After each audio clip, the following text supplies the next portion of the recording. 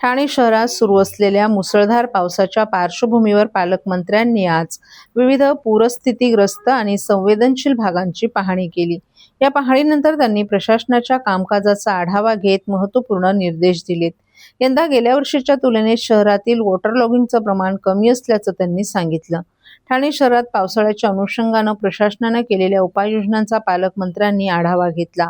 शहरात 84 water pump कार्यरत असून आवश्यक ठिकाणी तातडीनं पंप बसवल्यामुळे यंदा गेल्या वर्षीच्या तुलनेत पाणी साचण्याच्या घटनांमध्ये घट झाल्याचंही त्यांनी स्पष्ट केलं।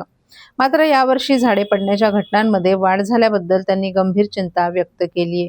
पडलेल्या झाडांची वेळेवर छाटणी झाली होती का याचा अहवाल सादर करण्याचे आदेशही देण्यात आले आहेत।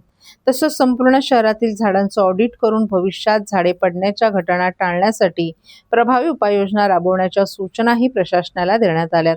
कामात हलगर्जीपणा करणाऱ्या अधिकाऱ्यांना कोणतीही सवलत दिली जाणार नसल्याचं स्पष्ट करत निष्काळजीपणा करणाऱ्या अधिकाऱ्यांना 8 दिवसांसाठी निलंबित करण्याचे तसंच काही अधिकाऱ्यांच्या बदल्यांचे आदेश देण्यात आल्याची त्यांनी माहिती दिली आहे। चांगलं काम करणाऱ्या अधिकाऱ्यांचा सन्मान केला जाईल तर हलगर्जीपणा करणाऱ्यांवर कठोर कारवाई होईल असा इशाराही त्यांनी दिलाय। वादळी वाऱ्यामुळे काही ठिकाणी झाडं पडल्याच्या घटना घडल्या असून प्रशासनानं 24 तास सतर्क राहण्याच्या सूचना देण्यात आल्या आहेत। TDRFचे कार्य समाधानकारक असल्याचं सांगत त्यांना आवश्यक असलेली सर्व यंत्रसामग्री आणि सुविधा उपलब्ध करून देण्याचे आदेशही देण्यात आले आहेत। यावेळी त्यांनी प्रशासनाला 0 जीवितहानी आणि 0 मृत्यू हे उद्दिष्ट ठेवून काम करण्याच्या सूचना दिल्यात। तसंच आषाढी वारीसाठी निघालेल्या वारकऱ्यांनाही पाऊस, वादळ आणि वाऱ्याची परिस्थिती लक्षात घेऊन सुरक्षितपणे प्रवास करण्याचं आवाहन केले। दरम्यान पावसाळी उपाययोजनांसाठी जलविकास विभागाकडून 10 कोटी रुपयांचा निधी मंजूर करण्यात आल्याची त्यांनी माहिती दिली आहे।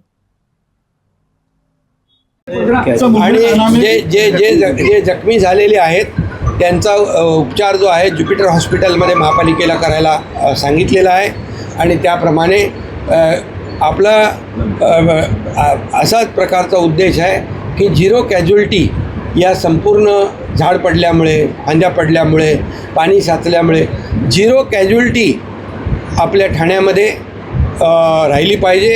एकही मृत्यू होता कामा नये ही काळजी आपण घेऊया। नुकसान भरपाई आपल्याला करता येते, परंतु एखाद्याचा जीव गेला तर आपल्याला तो त्याच्या परिवारासाठी खूप दुःखदायक आहे आणि मग हे सर्व काळजी या ठिकाणी आपण घ्यायला रिक्षावरती टँकर पडलं, अपघात झालेला आहे, त्यामुळे दोघांचा मृत्यू झाला अशी माहिती मिळते। अडथळा निर्माण झाला होता त्याला। आम्ही आता इथे कमिशनर पण आहेत, कलेक्टर पण आहेत, या बाबतीमध्ये देखील माहिती घेतो। त्यांना ज्या ज्या काही मदतीची आवश्यकता आहे, त्यांना प्रायव्हेट हॉस्पिटलमध्ये ॲडमिट करायचं असेल तर त्यांना तसं पण हे करू आपण।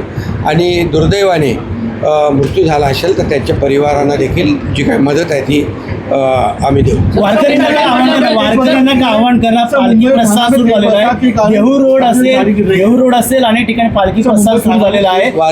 वारकऱ्यांना देखील आव्हान आहे की आता पडत असलेला पाऊस, वादळ, वारा, आपली वारी तर पांडुरंगाची वारी दरवर्षी आपण करतो, परंतु आपली सुरक्षितपणे वारी झाली पाहिजे अशा प्रकारच्या सूचना मुख्यमंत्री महोदयांनी देखील दिल्या। मी देखील काल आळंदीच्या वारकऱ्यांशी स्वतः बोललो। त्या ठिकाणी काही पाण्यामुळे जादा पाऊस पडल्यामुळे, वाऱ्यामुळे पिण्याच्या पाण्याची पाणीपुरवठा योजना तुटली होती। जे मोबाईल टॉयलेट बसवले होते ते वाहून गेले होते। काही ठिकाणी विजेच्या खांब्यांची पडझड झाली होती, पिण्याच्या पाण्याची गैरसोय झाली होती। मी तात्काळ त्यांना नगरविकासमधून 10 कोटी रुपये काल तात्काळ रिलीज केले आणि त्यांना देखील एक दिलासा देण्याचं काम केलेलं आहे। त्यामुळे वारकऱ्यांनी देखील आपली वारी सुरक्षित वारी झाली पाहिजे यासाठी प्रयत्न